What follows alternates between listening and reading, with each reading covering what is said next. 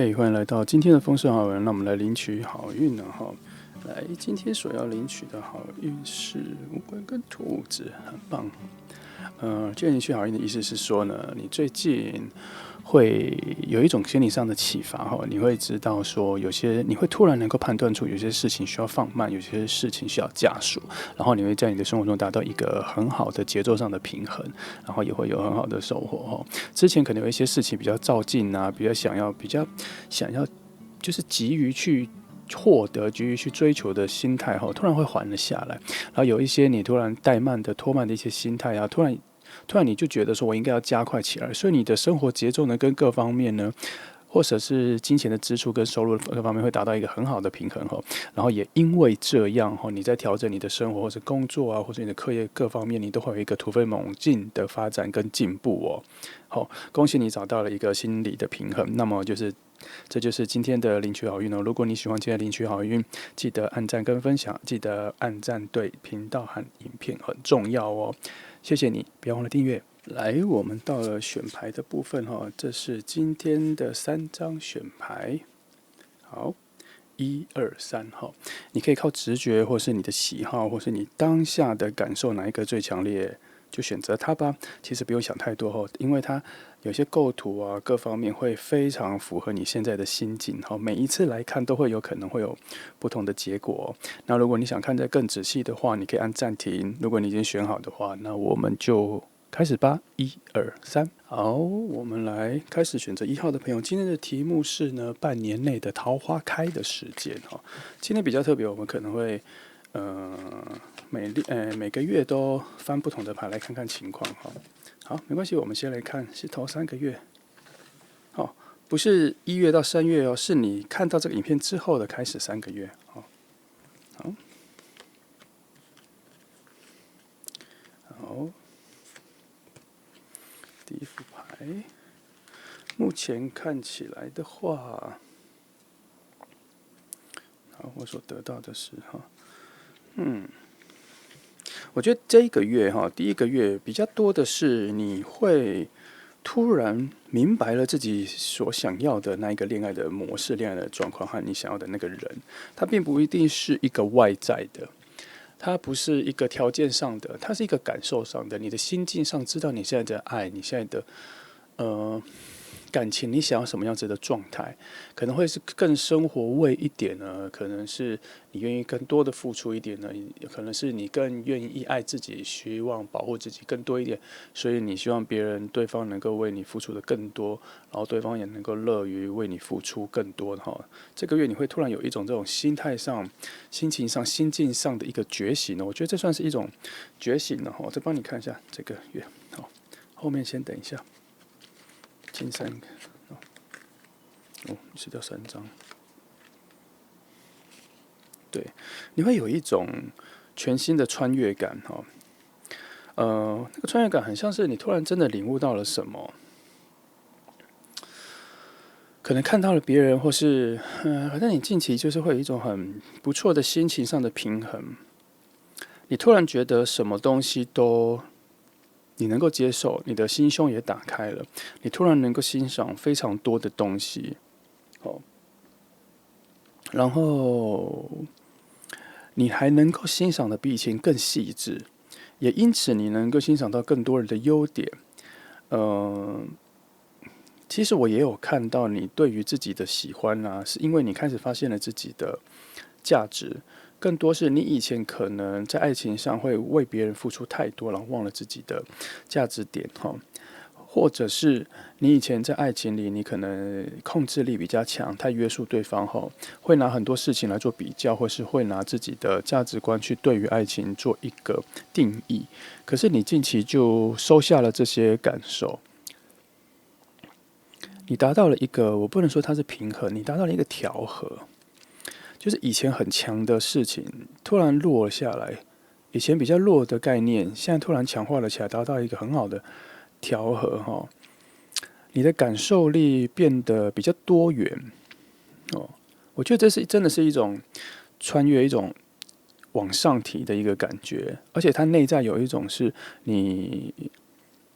你有一种有点像是断舍离的心思上的、精神上的断舍离，你舍弃掉了以前很多不好的感受、不好的记忆或什么，然后可是这些舍弃的过程里，让你也有感受到一点点的痛苦跟悲伤，这就是你为了自己去牺牲了一些东西，你为了自己的未来，为了自己的新感受而去奉献了一些东西，就有点像是把以前的东西拿来当成祭品，奉献给未来。你现在其实上会有一个转变，然后这会造就你到了之后第二个月，你看第二个月会有一种完整的升华、完整的唤醒，它会唤醒你对于人的看法，对于世界的新的价值观。然后你的朋友或周遭的人也会感受到你有一个很特别的不一样。这个不一样比较像是说，可能你柔软了，可能你也不知道，你以前可能讲话的时候语风啊，讲话比较锐利，比较容易伤到人，或是你觉得讲话要很直接、很真相性的、很实在性的。你后来发现说，有没有这么真没那么重要，你只要自己知道是真实的就好了，不一定要去诉诸于让别人知道，或是去要求别人知道。你自己知道这个是真的，然后你自己的内在的定义知道是真的之后，你也不会想要去跟别人去做辩论或什么的，你比较退缩于一种大概有20%旁观者的心态，慢慢的侵入你的内心。可是这种升华、这种扬升对于你的各方面做人处事，或是你的口条、谈话和谈吐都有非常高的加分。虽然说并不是说你舍弃了对于真相的追求而什么，而是你有一个全新的角度，认为你自己的心灵相信什么，比别人相信你，或者别人认不认同你内在的那一份信仰或那份相信更重要的多。你以你自己为真正的核心思想，真正的思考中心去看待自己，去看待自己的作为，去看待自己的说话。你所有的表现或是你说出去的东西，已经不太多是去为了别人，或者为了别人怎么看你，为了别人怎么评断你而去做。很多都是你是发自内心觉得，我觉得这样子对我说出来就可以了。而不用要去说服别人，或是要去跟别人辩论之后得到别人的认同。你已经没有那么需要到这里了，你会慢慢的进化到这个程度。也因此我会发现你这一个的成长，让你这个人的魅力有慢慢的在这3个月慢慢的提升。慢慢的提升，慢慢的变更有魅力。这3个月，然后到第3个月之后呢，这边是一个真相牌，一个平衡。但我觉得它更多的是一个平衡，达到一个你自己的一个自在感。到了第3个月之后，你会慢慢的变成一个更自在的人。你甚至说话会变少了。因为你更多的是自己内心跟自己的对话，你觉得这个自己内心跟自己的对话蛮重要的，也有可能是像是你去看到一些喜欢的东西，你去欣赏一些艺术品啊，或是一些装饰摆饰的时候，你以前会拿着那个东西去跟别人说，哇，这个很漂亮，你觉得怎么样，或什么，你会很激动去做。可是现在你会自己一个人看的东西，看着觉得很漂亮，很舒适，很合你的意，看着看着你就把这些语言放在心里，让自己感觉开心就好了，不会大量的或是奔放的去跟别人讲，或者得到别人的相同的赞赏。你这3个会有一个这样子的进化，我觉得你的人会产生一种很新的磁场、新的气场，会是一种很柔软的棉花糖似的，让人觉得又香又甜又可爱，然后颜色也是非常舒适的，很春天、很夏天的颜色。哎呀，帮你多看一些这里的确，已经两张牌都是从我讲的方向走去好，第3个月就开始会有一些新的桃花会出现了第3个月会有比较热情的人，会有比较细腻的人，会有比较了解你的人，会有这样子的人会在你身边出现。他有一种你对他有好感，他对你也觉得有好感的一个情况会出现，而且不会只有一个应该是说他这里面会有一些情感的流动，其中包括了跟你比较谈事情比较有没有默契的人他可能会逐渐的从好朋友变成恋人关系然后也有一种是非常被你的外在所吸引，然后对你有一种比较多的嗜好，可能也会有一些追求，可是回来这3个月你的成长核心啊，真的比较像是你自己刚刚我说的，你比较多的是对自己的对话，你比较多的是追求对自己的认可跟喜欢，也因为这样你对于自己的喜爱、自己的爱、自己的保护、自己的追求，你的魅力就开始外放，就开始溢出了。因为你那一种专注于自己内心的那一种专注力，会产生一种极大的魅力往外散发。也因为你没有在找，你知道吗？爱情很特别，当你的眼神看起来是在找一个对象的时候，人就会变得非常没有魅力，非常没有吸引力。但是当你在找的是你自己内心的价值，追求自己的内心的喜好，自己的样子，你的眼神会散发出来一种我是很好的，我是很棒的，我是很特别的，我是很有价值的，我是很有内在的，我的内在成分是非常丰富的、丰沛的、丰盛的，会有这种很特别的讯息从内往外散发出来，而旁边的人就会接收到。本来没有那么多感觉的人，会因此而接收到这样子的讯息之后，会产生了好奇，会产生了仰慕，会产生了崇拜，会产生了一种想要靠近你的一种冲动。那么你的魅力就产生了一种有作用的力量。所以到了3月之后，因为这样子的能量散发之后，3月之后就开始会有一些恋情，会有一些爱慕者，会有一些对你有所表达有好感的人会出现，也因此你有可能会交到一些新朋友，然后让你有更多的机会去扩张你的朋友圈，然后或者是从喜欢你的人或者对你有好感的人之间变成了朋友之后，你会扩张朋友圈之后，再让更多的人看到你，然后新的恋情可能就在那些新的范围里面会出现来，我再帮你看看这3个月还有什么。提醒一下如果讯息来的太多或很满的时候，我的语速就会突然加快我没有办法控制，所以你再仔细听或看字幕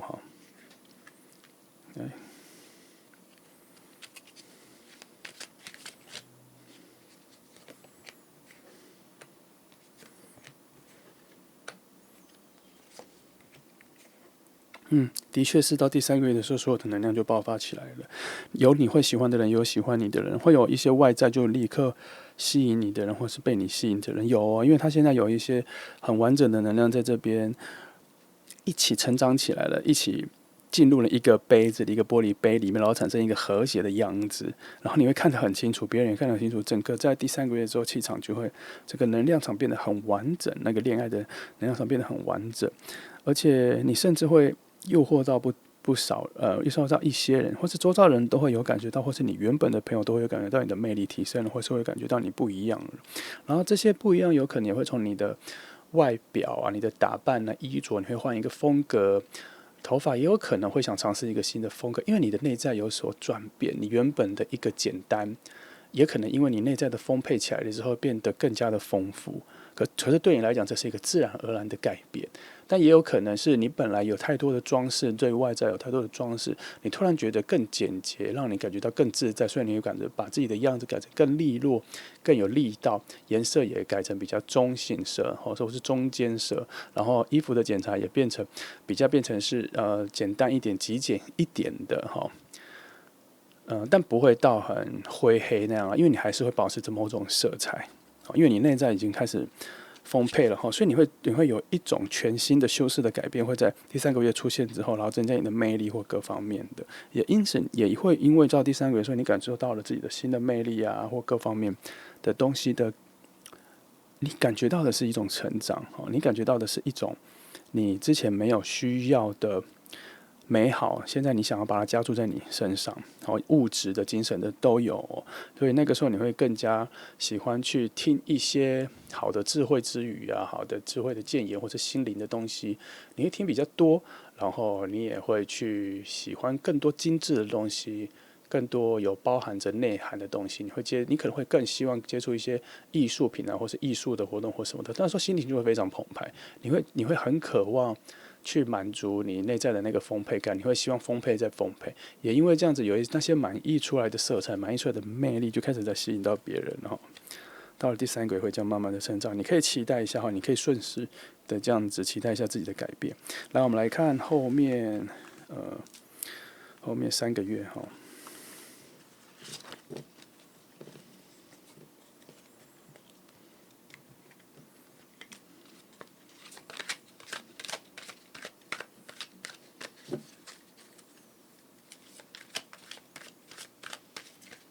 后面3个月，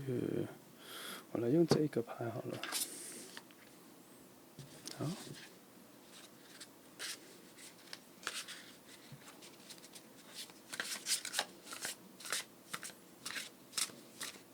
这个牌很厚，很好听哦，抽牌的时候非常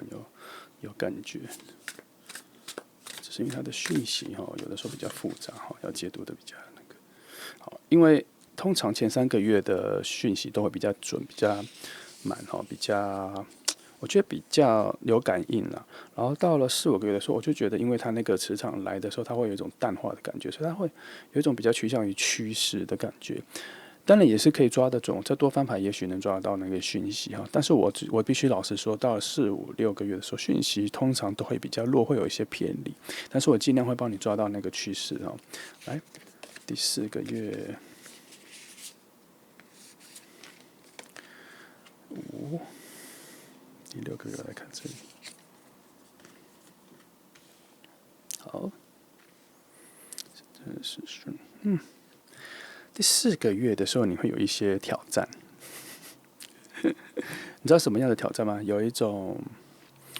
你突然又在检视你到底喜欢什么。因为可能在第3个月，你遇到了不同的人，你遇到了比较多元的人，比较多样子的人，比较多你期待以外的人，意料之外的人，然后很多人给了你惊喜，然后改变了你一些价值观，然后你也重新认识自己的喜好，你到底应该喜欢什么样子的人，然后你可能也试着跟别人有交往过，或是我所谓的交往是没有到定关系哦，就是只是约会、吃饭，然后去看电影这种比较近距离的接触之后，你可能也开始确定说，原来你原本所希望的那个方向跟那个人、那个角色，真正的相处起来，跟你所预期的结果不一样，因为它会反射你自己的个性，会挖掘你的个性、你的反应。你跟一些你所期待的陌生，什么叫期待的陌生？你期待某一种你没遇过的人，可是你遇到的会是一种陌生的感觉。然后才慢慢熟悉嘛，因为你总是想要找一个跟你不太一样的人去补足你，或是好奇，所以它就叫做你所期待的陌生。那这个期待的陌生的作为，很多的行为或很多的事情，很多的付出会让你有所反应，而你那些反应呢，都不是你已经预先知道的你，有些反应是你遇到了你才知道原来你是这个样子，所以你会重新认识自己很多。比如说，原本你以为你会希望对方为你做一顿饭，或是为你送一个礼物，这是你幻想中希望的美好。可是等到真正对方做了这个时候，你有时候会感觉到，突然觉得很有压力。你会感觉到那个层次，当别人为你多做了很多东西之后，你会突然觉得很有压力。你有时候觉得应该要互相，而不是只有接受。反正就会有很多的感觉去改变你，或是去让你认识一个全新的你。所以到第4个月之后，我觉得你有一种收获感出现，然后你突然觉得，就这个时候我真的需要。抛下我原本的想法、原本的偏见，然后原本的经验，让自己再重新出发一次，把这些东西在内在消化成一个全新的东西之后，你要再重新出发一次，认识一下什么叫做爱，什么叫做爱人。所以到了第5个月的时候，你就开始有很好的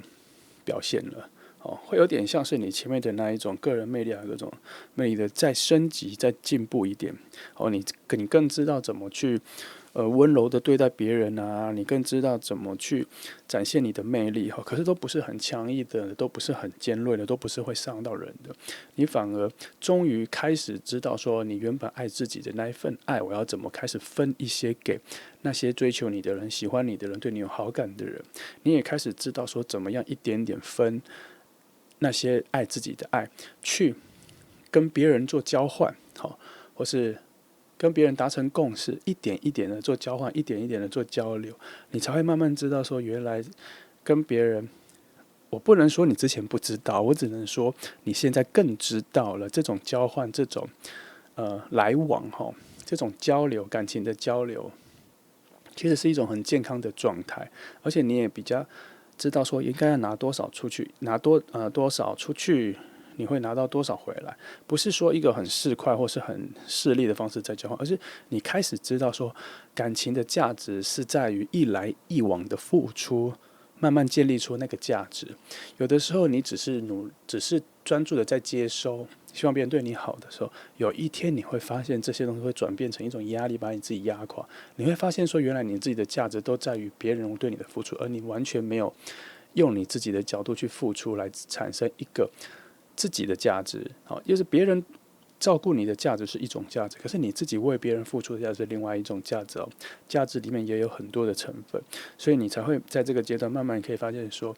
原来人跟人的相处，在这一来一往的付出之后，会变成一个一，而不是只是1+1变成2，怎么样都还是2个人。虽然我知道有些人在一个关系里还是保持着独立的2个人的个体，可是他们的概念上其实是一个一哦，他们有共同的默契、共同的方向、共同的价值观、共同的生活态度哈。2个人只要在一起的时候，他们不自觉的就会变成是一个一，做任何事情变成一个队伍、一个国家，然后一个就是有点像是连体婴的概念，它有时候就会变成这样，是不自觉的哈。你会慢慢在这个之中找到这样子的感受，然后你会发现说，原来这个真是不可思议的一个概念哈，也不是谁带着谁，好，谁特别照顾谁不是，好，也因为这样子，前面才强调说爱自己的重要哈，爱自己重要就变成说，到最后你跟一个人在一起的时候，你爱自己的方式，你爱他的方式，跟你爱自己的方式就不会差太远了。好，到第5个月就是会有这个情况，然后到了第6个月之后呢，你会有一个新的，我觉得会有一个新的。你会有一个新的灵感，你会有一个新的自己出现了，不知道这个新的自己是什么，但是这个新的自己会挑战你，但是是一种好的正面的挑战，它会挑战你现有的你，它会因为它的挑战，那个他是你自己哦，你的另外一个自己，因为他的挑战让你突然有一种有一个陪伴感，有一个不再寂寞的感觉，好。也因为这样子你，这里也有一个暗示，是你好像会到第2个月，你好像会遇到一个跟你很像的人，跟你有一种soul mate，也像soul mate或是这样 twins 的感觉，你会遇到一个静止的状态，因为这里有一个能量，有点像是自己爱自己的能量，所以我得到讯号就有2个，因为我在讲第一个讯号的时候，像是说你会发现另外一个你，然后你会创造出一个你自己，然后跟自己。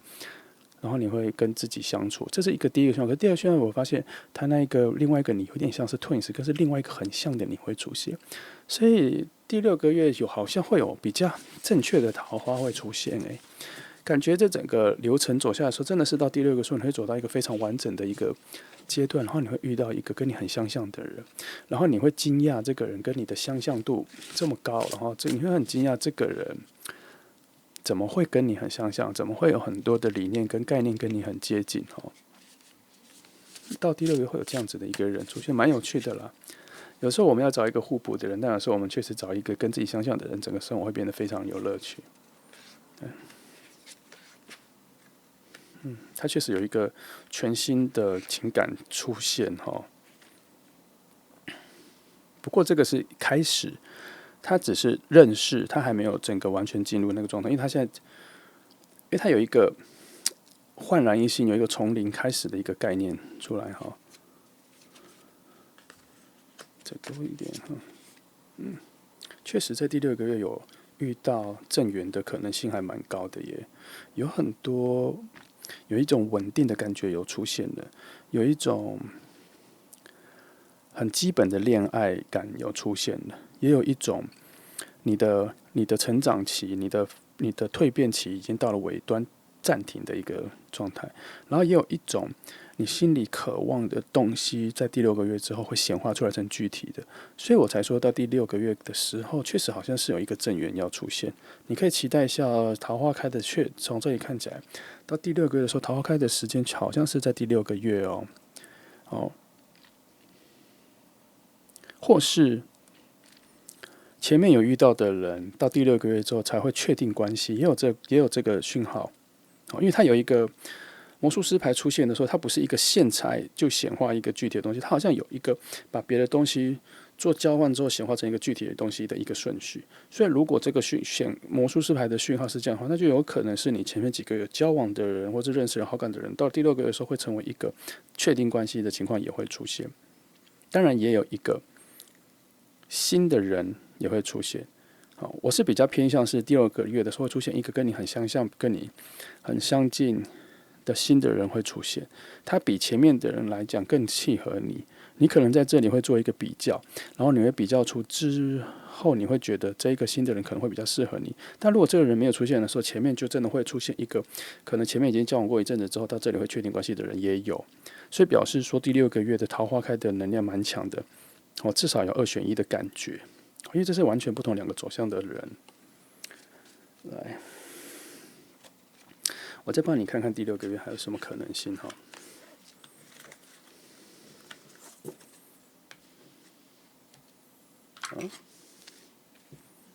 因为其实差不多第6个月已经也是这样，但我还是觉得好像可以多开发、多挖一下第6个月的情况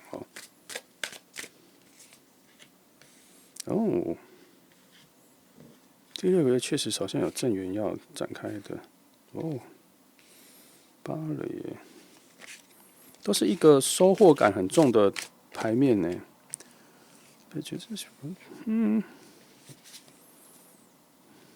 再两三张好了。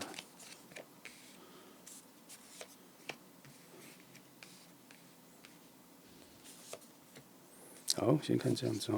这里确实是有看到第6个月有一个新的，有一个结果，有一个果实结果的一个状态出现了，然后会进入一个全新的情况。我比较还是有确定第6个月会来一个新的人好像就是你们的能量或什么已经连接到需要开花结果的一个阶段了，到第6个月，然后你跟他会有一种全新的相处。虽然你们是熟悉的，好像自己的twin说什么，我觉得这个熟悉感很重，2个确实是很相似。可是你们2个的相处之后，会创造出一个只有你们2个人能理解的一个全新的感受。可能是因为你们从来都没有遇过这么相似的人，或者这么相近的人，有一种特别的好奇心，在这边会发展出来看一下，对啊，宝是，你们2个会有一种一触即发的感觉，会有一种心里有很多的梦想，有很多的想去的地方，有很多的愿景，有很多的生活的计划，2个人都可以马上同步的去进行。你们2个契合度很高。打个比方，就是你们2个突然很想去日本哪里，之前都没跟别人去，突然跟他说的时候，对方也说我也很想去那里很久了，然后2个就会马上计划，就会马上去。或是你们2个以前都看过某个电影，然后都没有人能够理解你们的感受，可是突然聊起来，就只有他能够理解我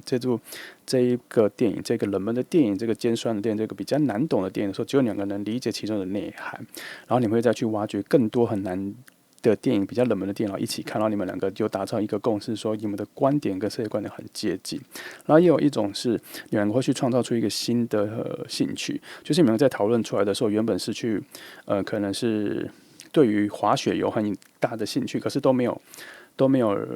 机会，也没有朋友愿意去。可是你们2个刚提到的时候，虽然你们2个都没有尝试过，是2个却达成共识，说好，我们就一起去冒险，一起去试，也会有这种状态出现。就当你们2个遇到了说那个热情的火焰会展开起来，你可以期待一下第6个月。第6个月的时候，桃花展开的讯号非常强而且是有一种被强烈的风去助燃的火焰在里面慢慢的烧。也不能说慢慢的烧，因为我现在不知道能烧多久，但是初期的火焰是非常强的，就是有点像奥运圣火，他们拿弓箭射的时候，那个圣火的箭一到了那一个圣杯，就马上点燃火，冒起火花的那一个状态但不像烟火射上去只爆开一下就没有渐落的感觉，没有，它比较像是我刚说的用圣杯上面点火的概念能烧多久不知道，但是它一开始是有这种火焰的澎湃度。好，这就是选到1号的朋友这是大概整个6个月的趋势大概是这样我很真心祝福你能够在这6个月找到有好的交往机会，也有可以试的交往机会，但我更希望能够被预测成功，你能够找到那一个很契合你的人在这6个月内。好，谢谢你来听，希望你能够理解我对牌面象征的诠释。如果你喜欢的话，记得按赞跟分享，然后按赞对影片非常重要谢谢。来，现在是选到2号牌的朋友那如果灵感太多的时候，我的语速会加快请见谅。那我们现在开始翻牌，先看今天的题目是未来6个月你的桃花开的时间那我们先来看头3个月的能量好，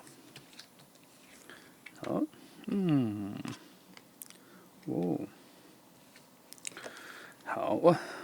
其实第1个月你会感受到某些被爱的感觉，但我不确定是不是爱情或桃花。但是你第一个月就是最近这一个月，你看完这影片来的最近的这一个月，会有一些爱的感受力还蛮强的哦。然后到了下个月，你会有一些被保护的感觉，那也是一种爱的能量，可是变弱了。但是你会有一种有人默默守护你、保护你的感觉会跑出来。然后在第3个月的时候，莫名其妙的你内心突然开始在思考爱情是什么，什么是爱。就突然有一种，你突然蹲下来要准备大跳，要去展现你自己这个概念跑出来了可能是你之前的丰沛感，或者你之前感受到了一些微弱的爱的感觉，让你有所启发，让你有所应该说也有更多对爱的向往。你原本对爱的向往只有一点点，可能是因为你对爱的理解度，或是对爱的经验度，或是对爱的失望度所造成，你现在对爱的期望没那么多。可是到了第3个月之后，你突然感受到很多爱的心得，你突然很想爆发出来，很渴望爱到第3个月。那个时候虽然看起来你是冷静下来的，可是内心的澎湃是蛮高的。我再帮你看这个月的情况我没有错过你的桃花开的时候，我现在只是告诉你说，你内在有很多的爱突然绽放出来的时候，你要想你这种冷静下来，这个爱的渴望或需求会在你的眼神或是一些肢体语言气质上面会展现出来它也算是会影响旁边的人对你的好感度只是我想先看一下你，我想知道你这个内在要爆发出来的爱的能量有多少，然后到最后到等一下我才可以看出来说，你这个满意出来的爱呢，到底能够吸引到多少人为什么是这种能量的牌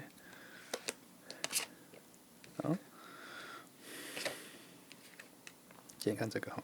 这个月你的你获得的爱的能量真的蛮多的耶，它这个丰沛度有点太多了不过你会很快速的就把它调和起来，而且能给予你爱的一种爱的感受，不知道有各种爱，友情的爱吗？家人的爱吗？还是爱情的爱都有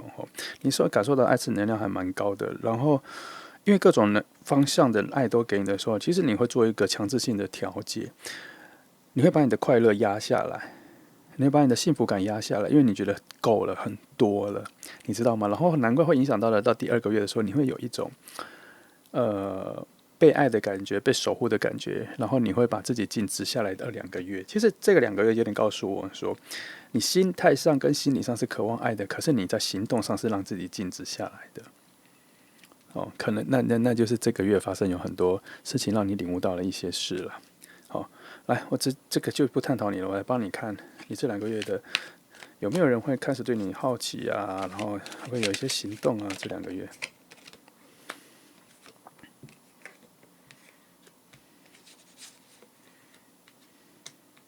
2个月还算是还在期待下，这2个月我觉得会有比较有可能有桃花的是这个月，然后到下个月跟下个月的时候你会有点脱离其他人你会有点在感受一种自我的感觉。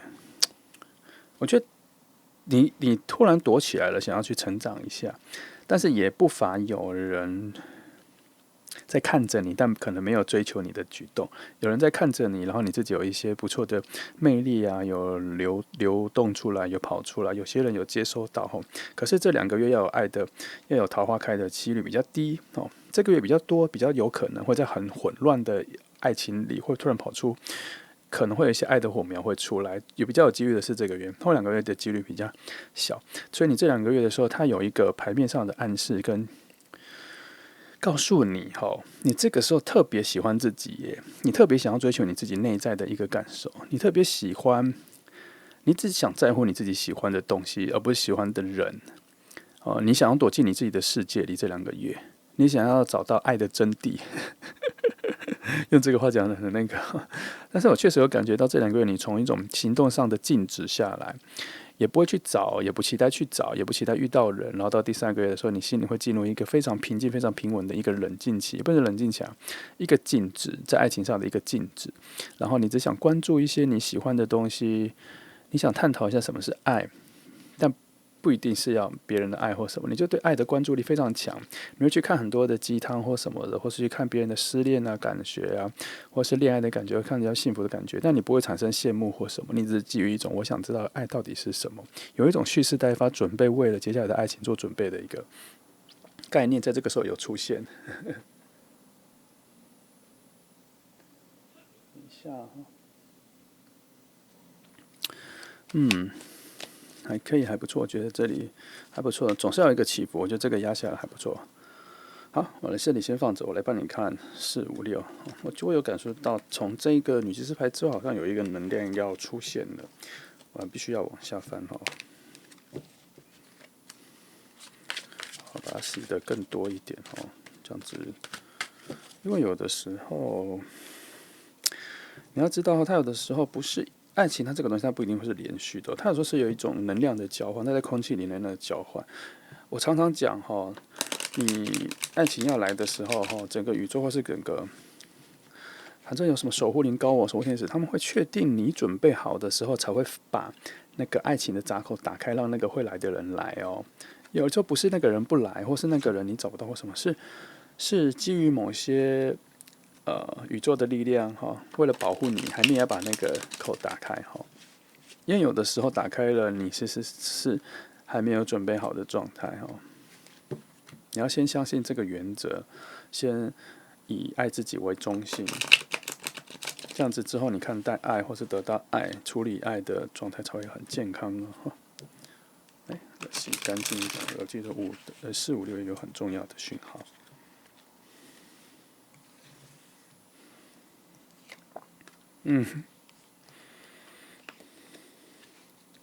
果然，这个牌又出现了，我再翻一次。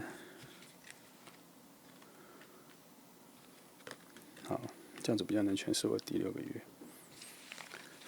第4个月的时候，你可能会因为朋友的介绍或什么会有爱情会出现到第4个月，所以第4个月的时候，请尽量的去跟朋友出去，去扩展你的生活圈、朋友圈，尽量第4个月、第5个月不要在家里。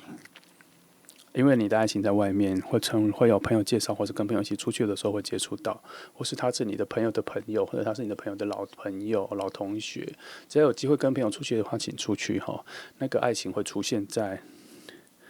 别人的关系里哦，因为它是这个比较像是一个第三者、第三个智慧有贵人的牌搞出来，然后一个有智慧的人，那个他也不一定是有智慧，他就是说有个人知道谁适合你，然后会把某些人介绍给你。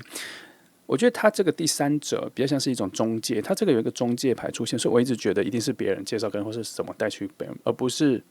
你成为别人的第三者啊，而不是你自己遇到然后自己喜欢然后其他人都不知道，不是这个。但是你可能真的要出去要去有新的朋友圈，要有认识新的朋友才会出现哦，一定要到第4个月，然后到第5个月的时候会有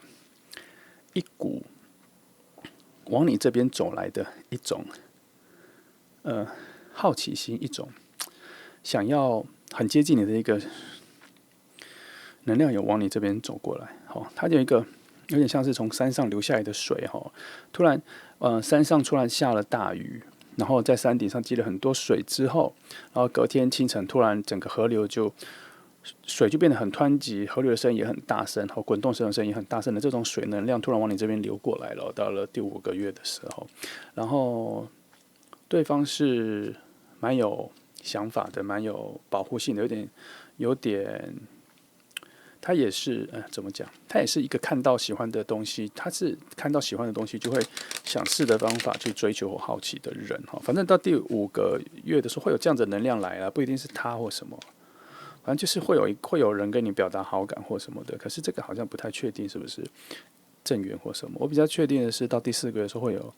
比较好的人选会出现，因为他好像经过了一种过滤而挑选出来的人会在第4个月会出来，所以你桃花开来的时候，可能应该会在第4个月所以你前面2-3个月，除了自己内在静止，或是内在在探索你自己的内在，你可能想封闭自己，不想跟太多人接触，也可以。但是记得第4个月的时候就开始要出去了也可以让你的朋友知道说你想休息，然后各方面都可以。然后到第4个月的时候，你再跟着出去都可以因为它这里确实有很多能量是外来的讯号从其他外来的讯号从。就是说，如果这是一个圆嘛，这个一个圈是你的朋友圈，然后你在中核心。但说得到外来的讯号是你的朋友圈的这个点，它这里的圈、这里的圈、这里的圈的外面来的人，这是我感受到的。它就有一个中介值在出去，所以你必须要从你这一个圈，你这个点，离开这一个圈，然后到这里去探索，才会遇到哦。这其实是一个很基本的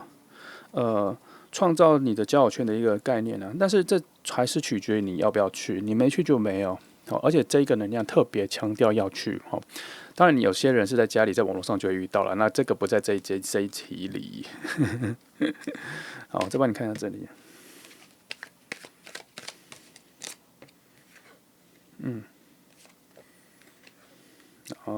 确实是不要懒惰，这边有比较懒惰跑出来了，不要懒惰，让你的朋友带着你出去哈，然后去好奇一下有什么新的活动，有什么东西你可以去尽量参加一些，或是你可以自己创造，你可以自己去邀约，去创造一种新的活动，把你朋友约出来，然后请他看有没有朋友约出来，反正就是要创造一些新的人物在你们的生活圈里，然后尽量不要探索精神面的，譬如说去谈一些很难的问题啊，去谈一些，反正不要谈论一些比较感性面的东西。你这个时候会比较容易，比较需要谈一些比较无聊的东西，比较有趣的东西，比较废的东西，比较强的东西，比较没有什么内涵的东西，才会创造出一个娱乐感。我看到这里的是这样子，因为你的内涵的东西，你就算不表现出来，也会被别人发现。这个时期比较需要去表现出来的是一种欢乐，一种活泼，一种对生命的热爱，对生命的展现度，然后就是比较表面，表面并不是比较糟，是比较容易理解的你，比较容易理解的状态，彼此不要去探索一些太深太复杂的事情，那个还没到，那个后面他们会发现，到第5个月之后就会有比较探索内在的东西，精神面比较东西，水能量会开始出来，这个时候会有，但是到第4个月先不要，第4个月的时候比较像是先创造一种初期的交流、初期的接触机会、初期的玩乐方式，在这里会比较健康，然后到这里才开始有比较内在的东西。对，没错，就是要这些东西，先稳固一下关系，跟打开朋友圈，这是最重要的。第5个月的时候就会开始有所收获了，人际关系会有所收获，会有一些好感的人会开始对你表达好感，然后你可能会变成出去玩的时候某一种固定的。你会有一些固定的邀约，或者出去的时候你会变成是不可或缺的角色你那时候也可能不太想要再说在家里了，或者是说在自己的个人世界。那个时候你已经习惯去跟外面或者跟朋友一起出去，你开始有一种依赖感然后其中你会感觉到蛮多的安慰或一种认同感这是你之前可能没有的，或是之前不需要，但现在特别需要，或者是特别有感受了然后5到6月的时候就有真的很适合你的人会开始出现，或是开始跟你表达了。我觉得不一定要到这里，我觉得在这里就有了，这里中间就有人开始跟你表达，想要跟你比较友好，或是他也不会口语上跟你表达，他会行动上或是动作上会发现他特别对你有多的一层表达你可以感受一下有这样子的人会出现，而且是新的朋友里面会出现。然后只是到了第5个月底或什么时候开始关系会变得比较紧密，会开始有比较可能会有个人的邀约，或是你们俩会有人跟你开始 dating 然后你会开始去认识人，开始接触人所以大概到4月之后开始会有一些新的桃花开，你可以去感受一下可以去接受一下人群。但是这个桃花的魅力不一定是爱情，它有时候是你人际关系的绽放，然后会有更多人喜欢你，这个也有可能。但是我相信其中会有特别的人对你的好感度会多，那一丝的感情是喜欢你，想要在一起的到了第6个月的时候，也没有，第6个月就是一个等待期，等待这整个东西发展下去之后会有什么成果。第6个月，所以我说这个先等一下，因为我看到重点在这里。好，所以6个月的发展目前看起来还可以。来，我再帮你多看一下第4个月的情况第4个月的你感情的状况到底是什么？为什么会第4个月的时候特别让我觉得那个桃花开的时间是在哪里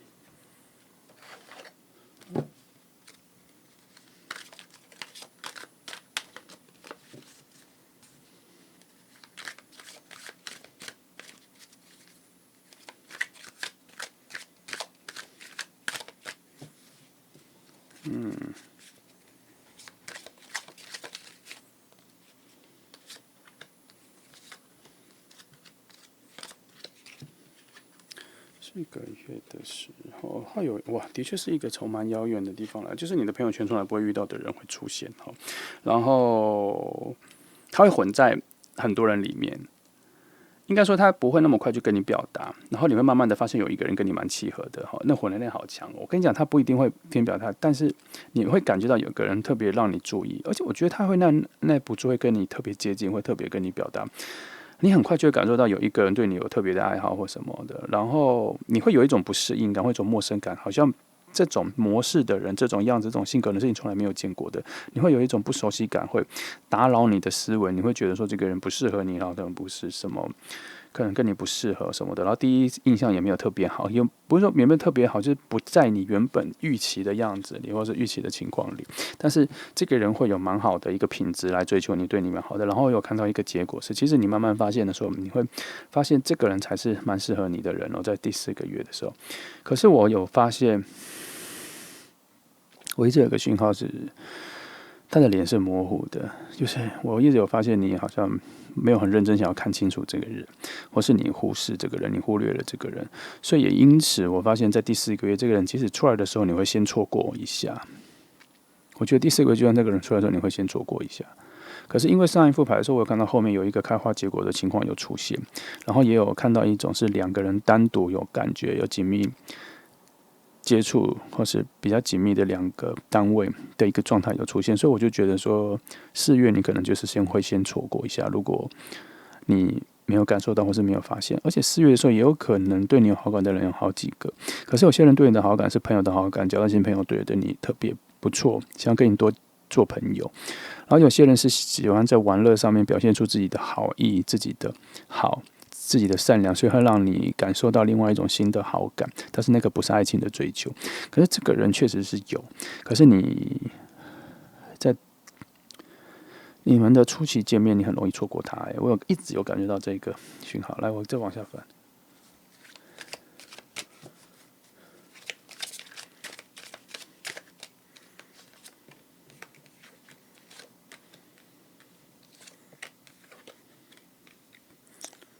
我们看的是第4个月的情况。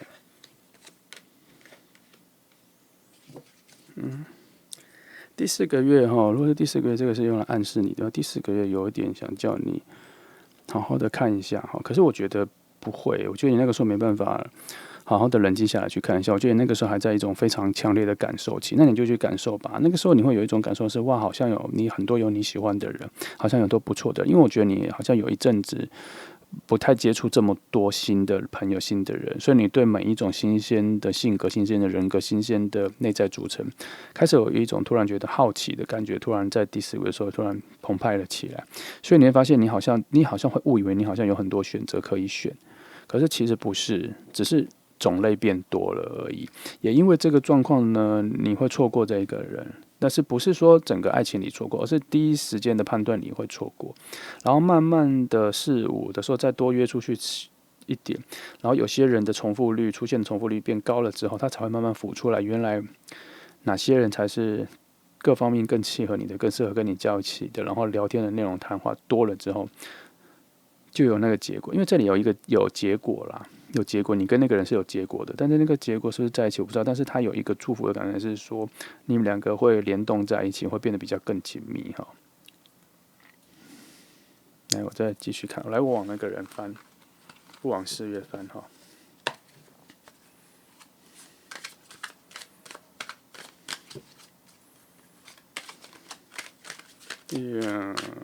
因为我刚刚很认真的去感觉一下，确实是有看到某些情景，你们相遇的情景或什么一些画面在我脑海里有浮现，但是对于一般来说，我是不会看到不会感受到那个人的脸的具体的样子。可是我这次感受到的是，那个人的脸是被打雾的，就是表示好像是你完全不会，我完全会忽略他的一个讯号。对我来说，你会完全忽略，这是很少会出现的一个状况。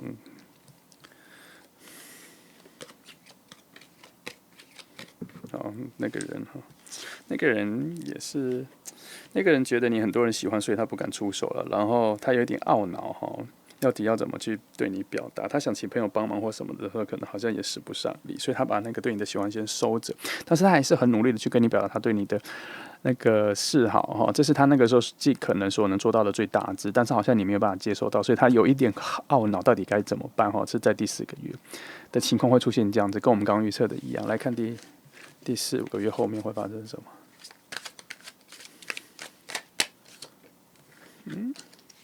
哇，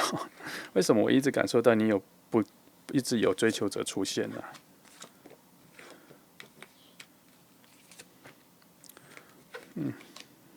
到了地方，我觉得牌有重复哈。我从这个地方反正我觉得这个讯号是雷同。这个我就先说起，我从新的位置说，从这里算，觉得它有新的讯号从这里开始，然后从这里抽。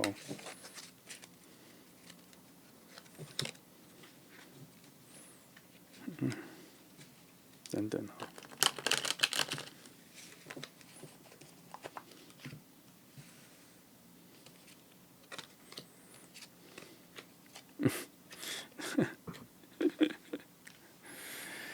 好，他那个人后面会耐不住性子，他会浮出来后，他会跟你表达很明确的对你的喜欢，然后那个时候你才发现这个人的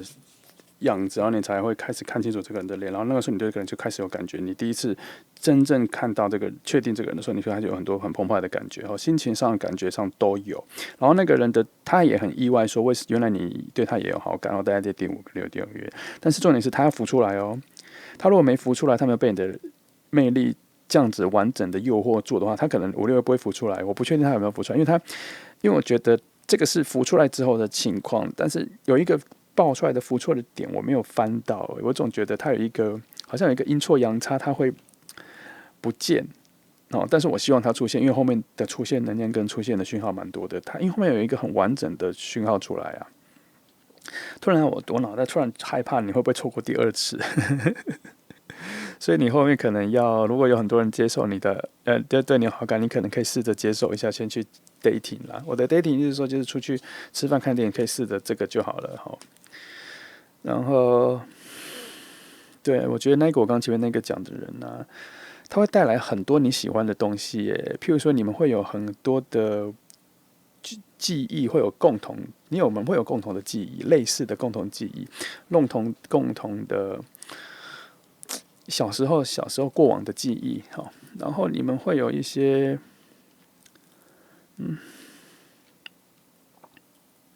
然后你会发现他其实很聪明，只是他遇到你的时候，他有一些聪明的能量在你这边施展不出来你很像是他的罩门，感情上的罩门。但是沟通完了之后，你会发现他这个是一个很聪明的人，他对自己啊，或是他对自己想要追求的东西，他都能够实践得很好。然后你们刚开始初期的时候，会被某些魅力我觉得是你啦，你会被他某些魅力所吸引住，然后你们聊天的时候，你才会知道说，原来你之前有错过他，你之前没有注意到他，然后那时候你才会知道说，那时候有太多的选择，太多的目标或什么的，反正那个时候感情状态是蛮丰沛的，我不想讲混乱，蛮丰沛、蛮多元的，你很容易错过他，然后到后面5、6月的时候，他才会再重新浮出来之后，他整个会有一种焕然一新的感觉，对你来说是焕然一新，可是他其实是没有什么变化的。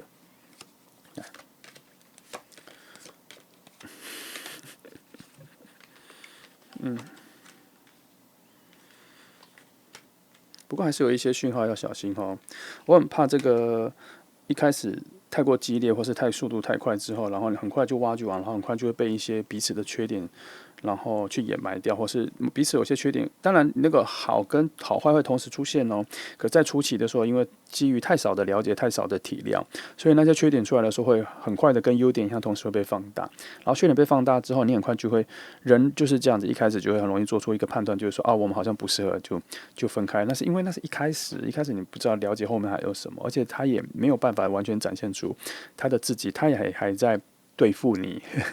他也在习惯你，他不知道自己该付出什么，而你其实也是，其实你不能把他当成是说你是唯一的裁判在判断他，其实他也在心里在判断说这个人适不适合你，这是其实是共通的所以我必须说你们要小心一点，就是不要花太多的时间，你也不要花太多的时间去判断这个人到底是不是那一个人，你要用心去感受到这个人跟你的感受是不是顺的。是不是顺的是不是舒服的？有时候不一定要顺的，是要舒服或是他做了很多是你需要的事情，在不意料之外的情况，他就做了你真的需要的事情，只有他不小心做出来的，只有他很努力的做到了哈。在不了解你的情况下，他还是会做到，然后你也会感受到他有时候他是很努力的要做到或什么的，这些都是很值得让人感动的。他可以掩盖出更多的缺点，因为很多缺点就是后面只要调整或者是什么讲出来就没事。可是，在初期刚认识的时候，很容易把缺点放大，然后去判断一个人，然后你就觉得这个出局，这个出局，这个出局。其实后来再想想，那些缺点都没有那么重要哦，都会你要想办法让更多的优点去大于那些缺点。我们要这样子看人哦。好，所以看起来会有一个不错的情况会在4月会先开花了，4月会先开花，一些桃花会出来，然后你可以再判断，因为那时候其实可以交往的人有一些，然后我这边能抓到的人可能是会在第5、第6月中间的时候会浮现出来的一个蛮不错的一个追求者，或者蛮不错跟你蛮契合的。我觉得有看到一些契合点啦，但是我也有看到一些你的固执去破坏了这个契合，我现在有看到这个。好，所以我想，刚刚我们前面翻到了第2、第3个月，有一个冷静期，你挖掘你自己，然后你自己怎么爱自己的时候，你那个要好好的学习怎么爱人也是一样哦。你那时候好好的学习你内心中的爱，你获得的爱，就是现在这3个月你会感受到很多爱的能量。可是我希望你从这爱的能量里面能够去学习什么是爱，然后怎么样爱自己之后，才知道说怎么样去爱别人哦，怎么样去对别人好，怎么样让别人对你的好像是你要去对别人的好是一样的东西哦，这都是一样的东西。你对别人对自己其实一样的东西，而不是都是你要的是别人对你的好，然后让你觉得很舒服。可是你忘记了别人也需要你对他的好，对他的爱，你付出的爱好，这是等量的哦，要交换，要做交流，才有一个健康的状态跟健康的感觉，好，健康的关系。好，那就这样，这就是选到第2号牌的朋友，希望我有帮你找到那个桃花开的时间，你希望你能够抓住那个契机点，还有记得2、3个月的时候，你有一个自我的整理期，感受爱、学习爱的一个课程哦，自我课程你要去认真的学习，后面你就会知道这个人出现的时候到底能给你什么，你能够从他身上获得什么丰盛哦，那个时候你才能够很认真、很明确的领悟到那个后面5、6月到底你得到了什么，你才会知道你要珍惜什么，好吗？好。语速突然加快，请见谅。好，谢谢你来听，希望你能够理解我对于牌面象征的诠释。如果你喜欢的话，记得按赞跟分享，记得按赞对影片很重要哦，谢谢。来，现在是选到第3号牌的朋友，今天的题目是未来6个月的桃花开的时间。好，我们来先看前面3个月，然后，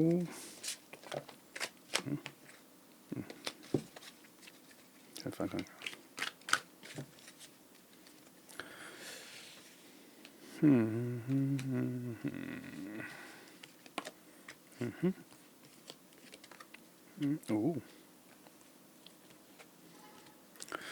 好，先说第2个月的时候是最有机会，第2个月就有一些桃花开了，可是能量大概就只有，如果以这个月开始往上堆积的话，大概会过半吧，就是那个桃花开的能量就开一半而已哈。就是你可能会有遇到一些对你有好感或表达的人，会在下个月会出来，但是会不会确定关系的时候还没有到那个机会哦。但是会有这样子的人出现。结果我脑袋突然浮现，不是一个人，我直接翻，他有一个画面突然闪过哈。果然不是一个人，怎么办？这个时候这里出现的一个桃花，比较像是有几个可能呢？我先告诉你哈，有可能是这个人现在有对象，但是他们可能不适合哦，然后你可能排在后面之类，有这个状况哦。然后也有可能是他现在的那个人现在的眼睛里看的人有不止一个，然后你也在里面，他还在选择，他还在观察哦。然后有一个情况是，你跟他和跟别人都在喜欢这个人，都对他有好感哦，变成比较主动了。反正到2月的时候，就确实会有那种很有魅力的人会再出现在你的生活里，只是他是什么样的关系，跟你什么关系还不确定。然后这里看到的讯号牌确实都有这个哈。为什么会这样讲？因为它有一些水能量的骑士的水能量，它就是一种主动性很强的，然后对你或什么对其他人都很多。然后有这种图像呢，就是说它是被动的，所以我会感受到说是你对他的什么的。可是因为3号圣杯出来的时候，就觉得哇，这个 party 感觉人很多的感觉，就这个画面跟我刚刚画面拖着一闪过的画面真的很接近。就是对象还蛮多的，角色还蛮多的哈，在这个月。所以即使说这个第二个月会有桃花开的感觉，但是我总觉得这都不是什么正缘或什么很需要确定的。只是你会感受到一些桃花的能量突然绽放了，突然有一种有爱的、比较外在的进来你的生活的爱的能量会在这里出现哈。然后第一个月的时候，我觉得就是等待啦。我觉得它没有什么，它这个比较像是说你自我的调整或什么，在这个月的话，你调整好一点的时候，你到下个月的时候就会有一些比较好的状况会出现，或你比较能应付比较多什么。你可以把它直接放成是这个月你就多期待一下爱情出现的状态就好了，不要去追求，也不要去找。记得尽量不要用找的方式去找爱情，因为在你再去找的过程中的时候，个人的魅力会非常的弱。好，也不要用一种我很期待有爱来爱我的那种概念哈，因为你的脑袋和你的眼神会散发出那种你很想被爱的感觉，那个也很没有魅力。我们应该要放得很自然，放得很自在哈，只爱我自己。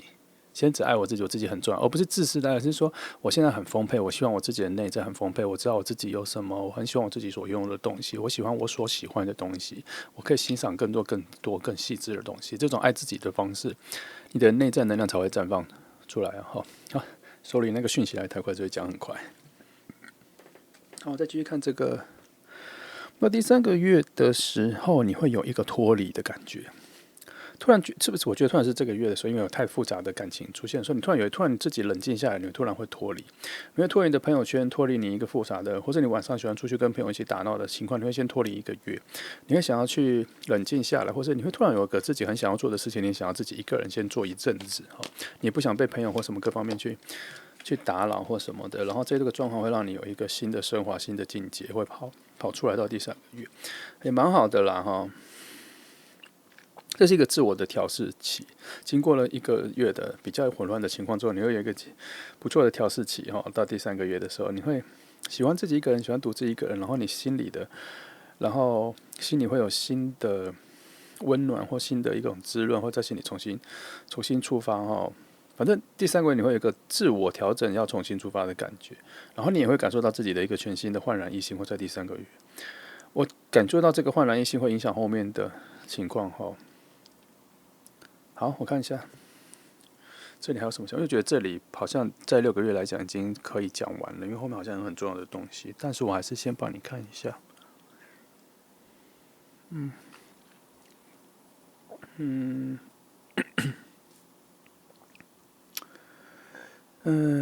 我帮你翻一下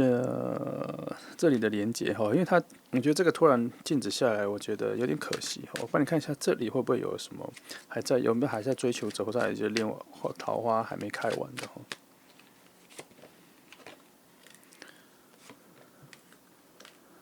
没有我觉得你已经这里就要去下一个阶段了哈。你就要去下一个阶段了，没有了，因为你更实际的、更务实的、更想要往下一个阶段，你更觉得自己很重要了，更想探索一下自己的价值，或者你生活环境的价值，或者什么，你突然有一种生活哲学的领悟后，你就会觉得爱情先等一下哈。你在第三个月会有这个情况而且这有一个脱胎换骨，跟你把你很多身上的枷锁跟缺点或什么，你有想焕然一新的感觉。你那时候也有可能会做一些断舍离的状况哈，有些你不要的东西，你把它清除，你会想让你的生活空间会再更极简一点，再更简洁一点到第三个月，所以连心智上你都会受到一些影响第三个月你会有一种非常主动性的要让自己重新干净一下，不能说干净啊，这不干净，你就是想要重新排列组合的情况后，第三个月会出现。我来看后面4、5、6。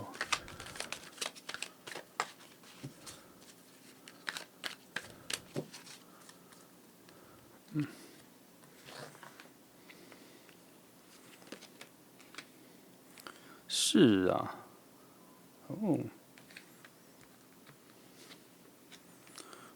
果然，这个刚前面翻过，我觉得这个能量太接近，我再帮你翻一张。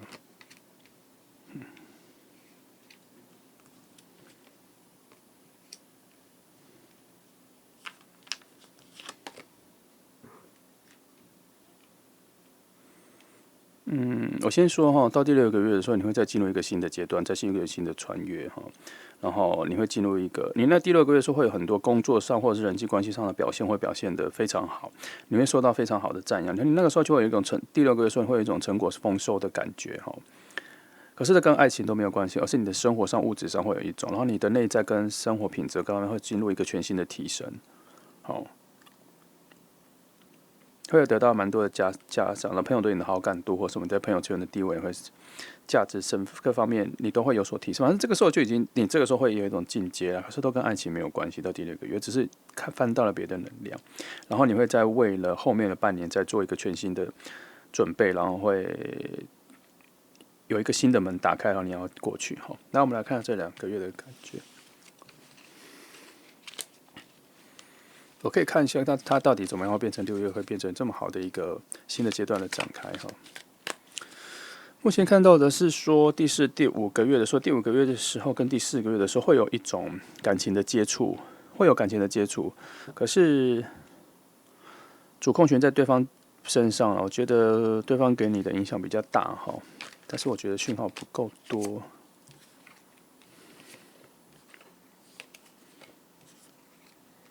等一下，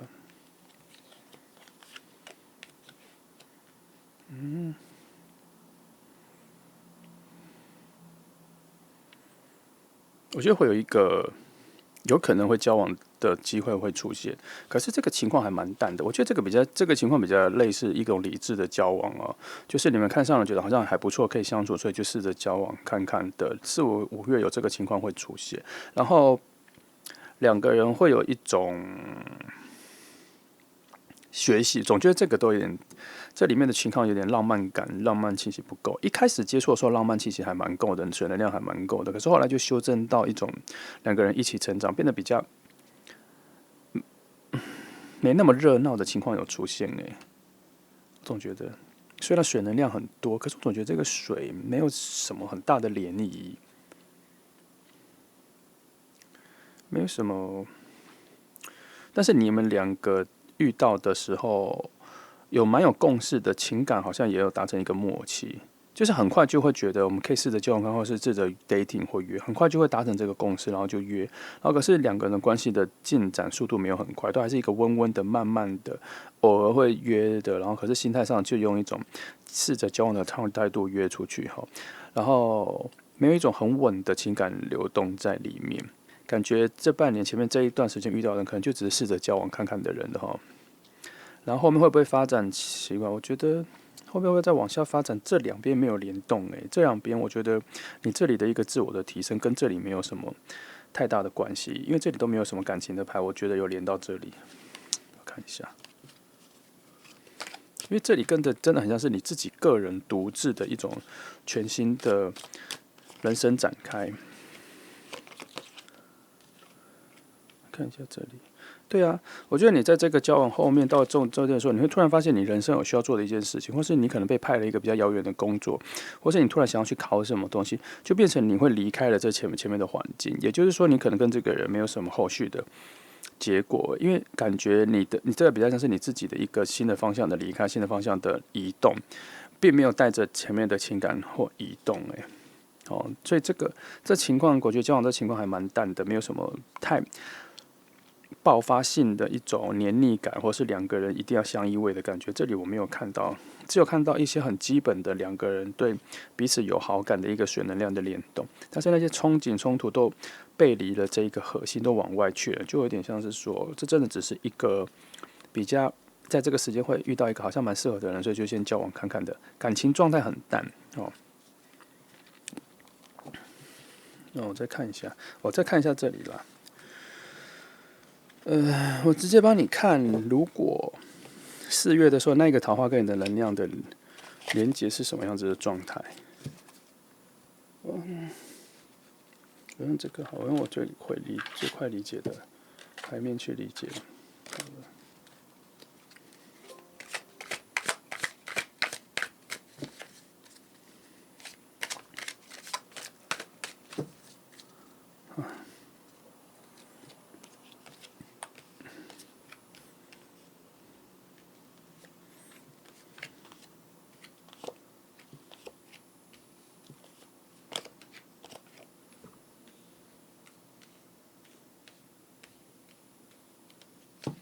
好，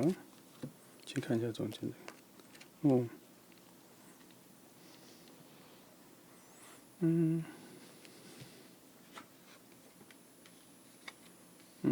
你们两个真的只是一种交往的状态，根本还不可能会到确定关系哈。然后会有时候会蛮像，就会更像是朋友好，你们各关系这交往关系会慢慢的变成朋友。但是我觉得反而我看到一个契机点这个桃花开的情况比较像是说，这个你遇到他的相遇的情况，是确实有一些情愫跟恋爱的情愫，可是他慢慢转换到的是朋友很重要的朋友，然后转换成是你的贵人他反而变成是你事无约的时候变成一个贵人。只是刚开始你们遇到的契机点的时候，确实是用爱情的能量来连接到，然后认识。可是因为认识久了，认识一些内在的东西，他会变成一种贵人，他会告诉你一些方向的指引，或是他有一些东西可以让你学习，然后他开窍了你一些人生的目标，所以也可能会因为这样子到第6月的时候，你对你的人生跟各种的想法会有一种崭新的目标跟崭新的方向，所以你会往比较远的地方去，或是移动到一个新的领域去看一下，我大概知道了。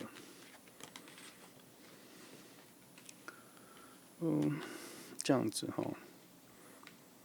因为你们两个有发现说，你们的关系其实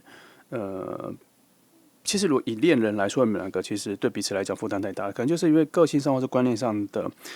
就是对爱情的价值观的概念，可能彼此所要的东西不一样，彼此都带给彼此有沉重感。然后，可是因为你们有很好的，你们有因为聊天的时候有一种默契，其实你们还是有一种默契语言上是共通的，所以你们两个在很快的关系调整之后，就变成了比较好的朋友。我觉得反而是你认识一个新朋友，蛮好的朋友这个桃花让你认识了一个你人生中的一个很重要的新朋友，他的重要性带来说，他可以告诉你人生的方向，他还可以让你理解一些全新的世界的东西。他想的事情比你更遥远，更有远见，而且可是他看的方向跟你需要听的话，都是他身上所拥有的。你会有一种新的蜕变感啦，你会有一种觉得自己要改变的感觉，会在遇到他之后然后产生。这也难怪到第6个月说，你有一种完全绽放性的提升。突然有一种大进化的感觉，在第6个月的时候我有看到，然后再看这里，用这里去，智慧理解，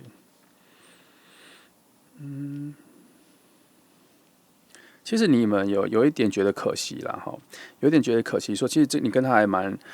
契合的哈，蛮聊得来的，可是就是感情，就是爱情的成分跟爱情的那个情愫不浓，真的很像是反而有点兄弟姐妹的感觉，然后有一种互相可以帮忙的感觉，可是那个情谊感觉会比爱情感觉更重一点。一开始也不会说你们误会了，然后在一起，因为真的有些喜欢，可是真的聊了出来才发现说你们的感觉关系是另外一种走向的。更多的真的是互相，就是更多的有点像是找到soul mate，有点类似，有点类似。的确，你们不适合交往，但是确实是认识一个很棒的人。对，你们感情的流动各方面其实充满了理智充满了更多的你们用了很大的理智去判断这份关系，所以才知道说两个人其实是没有那么没办法，不是爱情关系，是很好的关系，但不是爱情关系。你们可能一辈子都还是能够做朋友，还是变得更要好，而且你甚至会有一种会慢慢进化成甚至有家人的感觉有出现，但是还需要花时间去。的确是以这种方式走去，的确是我看到的确你们的关系是进化了。升华成另外一种，升华成soul mate，升华成知心好友，升华成兄弟姐妹，升华了，在那个爱情的初期，升华成那个样子了。好，我大概可以理解为什么后来到了第6个月的时候，你会有这么多的新的决定，这么多的新的方向，这么多的蜕变，跟前面的牌非常的冲突第6个月那边翻出来的牌都跟前面的牌很冲突，终于知道这个转变是这样子的。原来你是遇到一个很重要的人在你的人生里，那这个桃花开的契机点当然也是一种桃花开，但是它开出来之后是给你这样子的礼物不是给你一个单纯的恋人而已。我选到3号牌的朋友，我觉得这个也是蛮不错的耶因为它帮助你的人生更多我看到第6个月的时候，你的升华跟提升跟价值上的要进真的蛮多的因为它那刚刚牌里面还出现太阳牌啊什么的。都是一些非常祝福跟成功希望的，跟未来展望很确定的一种很健康的牌，很正面的牌，很勇往直前的牌，都在刚第6个月都有出现。好，我再好奇一下这个人哈，帮你好奇一下这个人。我来感受一下，即使这个人这么关系好，还有一丝丝成为恋人的感觉吗？我是有感觉到，也有一丝丝也能够成为恋人的感觉，但不是现在。不是现在，未来是有机会。我发现，我看觉得到你们的紧密度很紧密，但是你们可能如果说要变成恋人的时候，他可能会有很多情愫加在一起，他有可能是你的最好的朋友，也有可能是你的家人的关系，然后会变成恋人，他会掺很多这种感觉在里面哦。但是这个时间发展并不是现在，也不是今年内，他还要好几年的发展之后才会变化成那样哦。这一个人哦，然后再帮你看看这个人的本质上有什么。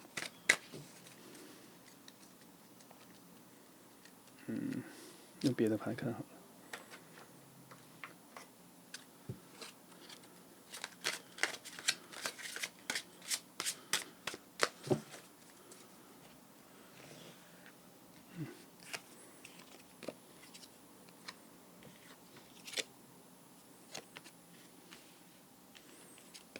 现在看的是他的本质，我帮你看一下他更多的本质的样子。哦，果然呢，他是一个蛮有智慧的人，然后他对很多事情都蛮有方向感的，他处理事情的能力也很强，而且他是一个蛮务实的，然后对事情是蛮务实的，不太会天马行空的去想事情哈。我跟你讲，你刚开始遇到他的时候，就会知道这个人其实是一个很有魅力的人哈。所以一开始你们两个彼此的交流，其实是有一种真的是有桃花开启，有一种爱恋的感觉。可是慢慢的，你被他吸引的是更多其他的，比如说他的做事处理的方式，他的工作能力啊，或者他的所绽放出来的智慧啊，他对你的影响，他对你的一些建议跟那些让你感觉到他更有魅力，都超越了那一个，好像就在这其中就超越了爱情的感觉了。而且对方，对，对方有一点小小的太梦幻了，这是顺利哈，这是去，对，而且对方也没有在隐瞒你什么，他一开始就明显发现说你们两个可能感觉还不错，但是可能不会发展到爱情这个方向，他也有明确感觉到，但他没有对你有坏心眼，或是下一些没有，他是一个善良的出发点的人哦，因为他可能知道，他有感受到他跟你的关系可能不是只有现在，会比较长久。然后再看更多，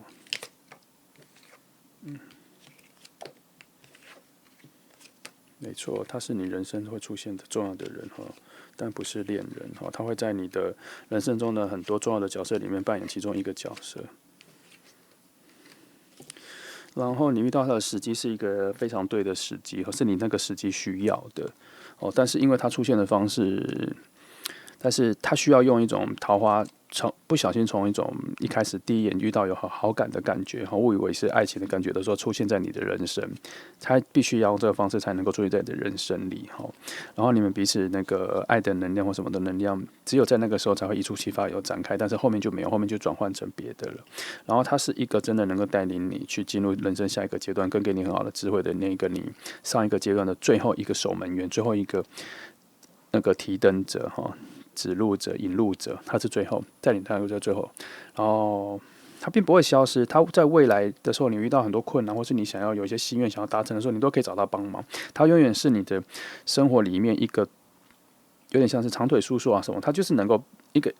隐藏起来的一个你的助理。只要你找得到他需要他帮忙，他好像就都可以帮你，然后还能够实现很多你想要做的心愿，他都是你的很重要的助力哦。所以这确实是一个很重要、很大的贵人在你的人生里出现。只是从用桃花、用爱情这个方式出现的时候，我觉得也算蛮有故事性的啦。我觉得这感觉还蛮温馨的，很有趣。好，我帮你看一下你第6个月的时候，因为第6个月出现很多好牌哈，我想帮你看看你之后第6个月之后是有什么好的，只能看看大概是什么样子的能量的走向哈。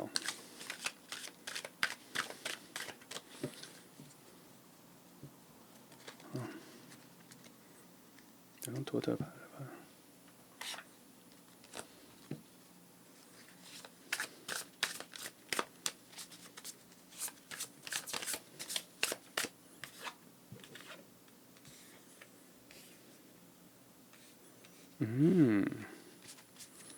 你好像突然人生确实是有一个新的方向了，你突然对某一个新东西产生了一个全新的好奇，然后你一定要去那边。口确是那个人介绍给你说，你可能更适合发展，能够更适合去接触，能够更适合去学习什么，然后你就去了。来这边看不是，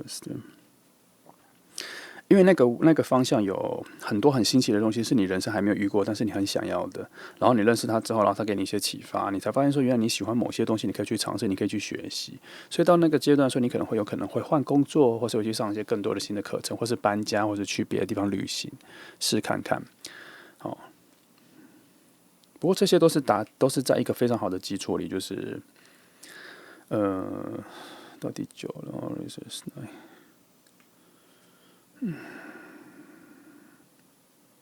等等，我看一下这个9，这个讯号应该是，因为这个我觉得好像有一个明确的讯息，我看一下我的笔记哈，因为好像有一个东西，我记得我在笔记里有讲，9的话是什么？在品质的方式，它因为你突然很确定说你要走的那个未来有一个很大的收获，是你以前很希望的，突然你发现你很接近了，突然你开窍了，突然知道说你可以去争取了，比如说那个新职位，或是一个新的学位，或各方面，或者一个新的领域，你突然以前没有那么开窍，你现在突然就开窍了，想要往那里去接触哈。这是那一个人出现的时候，好像他开发了你一些潜能，或是告诉你一些观念，你突然有一种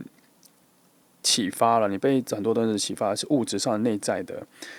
某些欲求突然被开发起来了，然后你原本已经很满意你自己了，你还开始觉得很无聊了，开始觉得人生有点没方向感，差不多就这样子好了。可是那个人出现之后，突然开发你更多的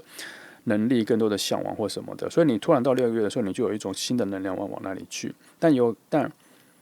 对，大概第6就是这样。我本来还想说，但在那里可能有新的人会出现，有啦，有你携带的一些水能量在后面要去散发，可是我们没办法看到那么远什么的。我只能告诉你，6个月之后你会有一个这样子的转变哈。你可以期待一下，这6个月除了这个贵人会带来你一个精神的全新的开发跟。因为里面隐士牌也跑出来了，我才刚说这个人是你的人生的贵人或是一个指路者，后面隐士牌就跑出来了，更确定说这个人在这半年你会有一个机会，会让一个人影响你非常多哦。你可以期待看看哈，这真的是一个蛮好的事。我希望你真的会遇到能够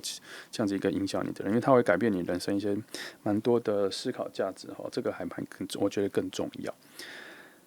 好。那么这就是选到3号牌的朋友哈，只能说有点小可惜。我们以为我们遇到的桃花，然后可能是一个有点，因为我看到那个桃花里面有很多的跟你的契合，跟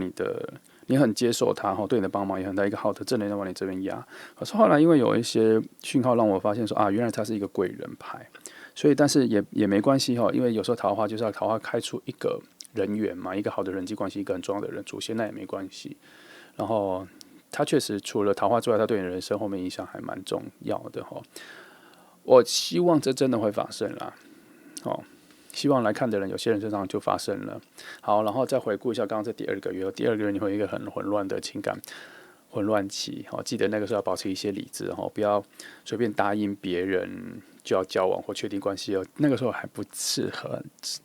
进这一季还不适合跟任何人答应关系啊。塔罗牌是这么说的。好，谢谢你来听，希望你能够理解牌面上的象征，我对于它做的诠释，然后真的希望能够帮助到你们一点，然后给予你们一些很明确的希望哈。